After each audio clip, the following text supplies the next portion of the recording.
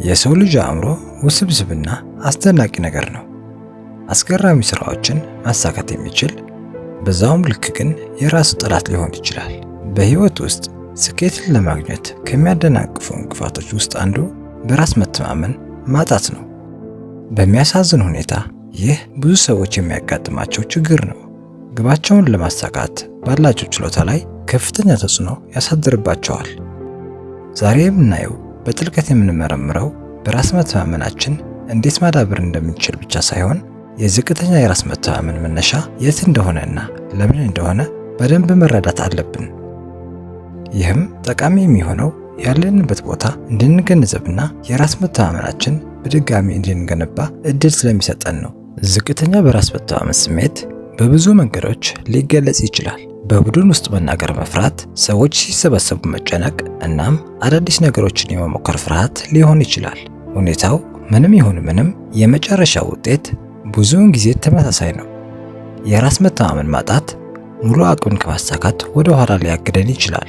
አብዛኛው ጊዜ ሰዎች ወደ ኋላ የሚያስቀራቸው ነገር ዛሬ ነገ የማለት ጉዳይ ይመስላቸዋል። መስራት ያለብን ነገር ዛሬ ነገ እያልን ስናራዝም አእምሯችን በበቂ ሁኔታ ያንን ነገር አከናውናለሁ ብሎ ስላላመነ ነው። በዛ ሰዓት አእምሯችን ውስጥ ያለው ሲግናል ልጎዳ እችላለሁ ወይም ደግሞ ይህንን ነገር ለማከናወን ብዙ ጊዜ ይወስድብኛል ብሎ ስለሚያስብ ወደ ሰውነታችን የድካም ምልክትን ይልካል። ይህንንም መልእክት ሰውነታችን ከተቀበለ በኋላ ድካም ስሜት ይሰማናል። ከዛ ያንን ነገር ከማድረግ እንቆጠባለን ማለት ነው። ዛሬ ነገ ያሉ ነገሮችን የምናዘገይበት ምክንያት ይሄ ነው። በተቃራኒው ደግሞ በራሳችን ላይ ሙሉ እምነት ቢኖረንና የራሳችንን ችሎታ ለይተን የምናውቅ ከሆነ አእምሯችን ያንን ነገር ሰርተን እንድንጨርስ የሚያስፈልገን ጉልበት ወደ ሰውነታችን ይልካል። እኛም ያንን ጉልበት ተጠቅመን የተሰጠንን ነገር በአስገራሚ ሁኔታ ልንሰራ እንችላለን። በዛን ወቅት ዛሬ ነገ ያሉ ነገሮችን ማዘግየት ጭንቅላታችን ላይ በፍጹም አይመጣም። በምንም ሰዓት በምንም ጊዜ ላይ ቢሆን መስራት የምትችሉትን አንድ ነገር ጥሩልኝ። እናንተም የተከናችሁበትን ነገር ለመስራት ስታስቡ ይደክማችኋል ወይስ የበለጠ ጉልበት ይሰማችኋል? በራሳችሁ ስታምኑ ብዙ አደጋዎችን ለመጋፈጥ ዝግጁ ትሆናላችሁ። በመንገዳችሁም ላይ ያሉትን እንቅፋቶች ቀስ በቀስ እያለፋችሁ ትመጣላችሁ። በዛ ጉዞ ላይም ብዙ ውድቀቶች ቢያጋጥማችሁ ራሱ ከዛ ነገሮች ለመማር ትሞክራላችሁ እንጂ መቼ ተስፋ መቁረጥን አትፈልጉም። ባጭሩ ህልሞቻችሁን ለማሳካት በራስ መተማመናችሁ እንደ ነዳጅ ሊጠቅማችሁ ይችላል። የራስ መተማመን ለዚህ ሁሉ ስኬቶች የሚያበቃ ከሆነ ለምንድን ነው ብዙ ሰዎች በራሳቸው የማይተማመኑት? ለዝቅተኛ የራስ መተማመን ብዙ መንስኤዎች አሉ። ከነሱም ውስጥ አንዱ አዎንታዊ ማበረታቻን ማጣት ሊሆን ይችላል። ሰዎች እናንተን ሲያደንቋችሁ ወይንም ደግሞ አዎንታዊ ማበረታቻን እየሰጣችሁ ካልሆነ ዝቅ የማለት ስሜት ሊሰማችሁ ይችላል።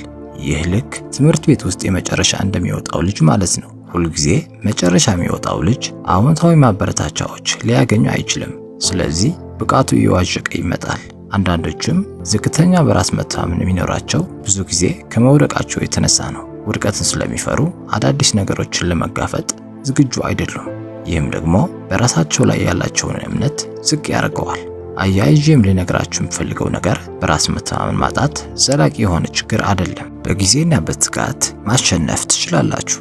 አሁንም የምናየው በራስ መተማመንን ማጣት እንዴት ወደ ኋላ እንደሚያስረንና በራስ መተማመንን ለመገንባት ግቦቻችንን ለማሳካት አንዳንድ ስልቶችን እንቃኛለን። ስለዚህ የመጀመሪያውም the paralysis of the analysis ይባላል።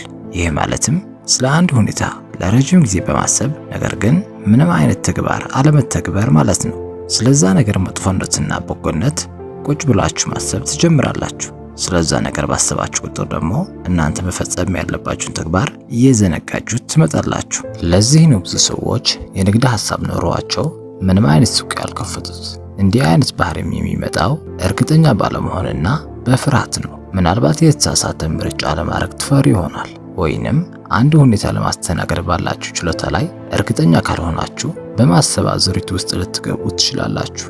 ንግዱን ከፍቼ ብከስርስ? ሰዎች በእኔ ላይ ቢስቁስ? ብዋረድስ? እንደዚህ ሐሳቦች የሚመጡት ስለ አንድ ነገር በጣም ለረጅም ጊዜ ስናስብና ምንም አይነት ተግባርን ሳንወስድ ስንቀር ነው። ለዚህ ነው the paralysis of the analysis ስኬት ላይ እንድንደርስ የሚያደርገን ነገር። ሁልጊዜ ራሳችሁ የምትገመግሙ ከሆነና እርምጃ ለመውሰድ የምትፈሩ ከሆነ ወደፊት መሄድ አትችሉም። ስለዚህ አሁን ይሄ ችግር መሆኑን ከተረዳን በኋላ እንዴት ነው የምንቀርፈው? ይህንን መጥፎ ልማድ መጀመሪያ ለማሸነፍ የትኛውም ውሳኔ ሙሉ በሙሉ ከአደጋ የጸዳ አለመሆኑን መረዳት በጣም አስፈላጊ ነው። ሁልጊዜም በተወሰነ ደረጃ እርግጠኛ አለመሆንና ውድቀት ሊኖር ይችላል። ዋናው ይህንን መቀበልና ባላችሁ መረጃ የተሻለ ውሳኔ በማድረግ ላይ ማተኮር ነው። አስታውሱ፣ ብዙውን ጊዜ ምንም ነገር ካለማድረግ ይልቅ እርምጃ መውሰድና ከስህተቶቻችሁ መማር በጣም የተሻለ ነው። ምንም አይነት ነገር የማትተገብሩ ከሆነ ምንም የምትማሩት ነገር አይኖርም። ነገር ግን ውሳኔያችሁን ቶሎ ወስናችሁ ወደ ተግባር ስትገቡ ወይ ወደ ስኬት ትሄዳላችሁ፣ ካልሆነም ትወድቁና ከስህተቶቻችሁ ትማራላችሁ። እዚህ ውሳኔ ላይ እንድትደርሱ የሚረዳችሁ አንድ ሚስጥር ልንገራችሁ። አንድ ትልቅ ውሳኔ ከመወሰናችሁ በፊት ይህ ነገር ባይሳካ ላጣው የምችለው ነገር ምንድነው ብላችሁ አስቡ። አሁን ለምሳሌ ንግድ ለመጀመር አስባችሁ ራሳችሁን ይህንን ጥያቄ ብትጠይቁት በንግድ ዓለም ውስጥ ብትከስሩ ልታጡት የምትችሉት ነገር ጊዜያችሁን፣ ገንዘባችሁንና ልፋታችሁን ነው። ስለዚህ እነዚህን ነገሮች እንዳይከሰቱ ከመጀመሪያው አስቀድማችሁ ማቀድ ትጀምራላችሁ ማለት ነው። እንዲህ በማድረግ የውድቀትን እድላችሁን እየቀነሳችሁ ትመጣላችሁ። በዛውም ልክ የራስ መተማመናችሁ ከፍ ይላል። ሌላኛው ኢምፖስተር ሲንድሮም ይባላል። ይህ ለማሸነፍና በራስ መተማመን ስሜትን ለማጎልበት የመጨረሻው እንቅፋት ነው። ኢምፖስተር ሲንድሮም ማለትም እናንተ በህይወታችሁ ያገኛችሁትን ስኬት እንደማይገባችሁና ለዚህ ሁሉ ነገር ብቁ እንዳልሆናችሁ ለማረጋገጥ ነው። ይህም በብዙ አይነት ስሜቶች ሊመጡ ይችላሉ። እናንተ የምታደርጓት እያንዳንዷን ነገር ሰዎች እናንተን እንደ ስኬታማ እንዳያዩዋችሁ ይመስላችኋል። ራሳችሁ ሆናችሁ ስትቀርቡ ሰዎችን እያጭበረበራችሁ ይመስላችኋል። እናም ሁልጊዜ እናንተ በቂ እንዳልሆናችሁ ይሰማችኋል። እነዚህ ስሜትም ተደራርበው እናንተ መድረስ ከምትፈልጉበት ቦታ ሊያሰናክሏችሁ ይችላሉ። አብዛኛው ጊዜ እንዲህ አይነት ስሜት የሚመጣው እናንተ በአካባቢያችሁ ካሉት ሰዎች የተለየ ነገር ስታደርጉ ነው። አሁን ለምሳሌ እያንዳንዱ ጓደኞቻችሁ ስራ ቢኖራቸውና እናንተ ዩቲዩብን መስራት ብትፈልጉ እንደ እብድ ነው የምትታዩት።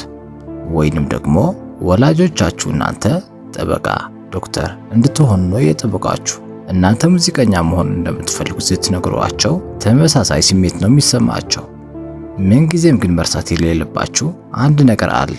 ሰዎች በሚራመዱት መንገድ ማትራመዱ ከሆነና እናንተ ለብቻችሁ አዲስ መንገድን እየመሰረታችሁ ከሄዳችሁ ሁልጊዜም ይሄ ስሜት ይሰማችኋል።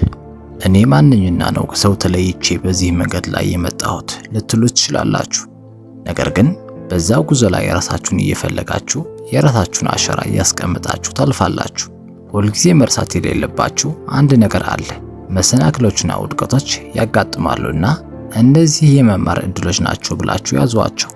በራስ መተማመን ስሜትም በአንድ ጀንበር አልተገነባም። ቀስ በቀስ እያዳበራችሁት የምትመጡት ነገር ነው። በራስ መተማመን ስሜት ሲሰማችሁ እናንተ ልትለዩት አትችሉም። እናንተ የምታውቁት ሰዎች የእናንተ ደፋርነትና የራስ መተማመን ሲገልጽሏችሁ ነው።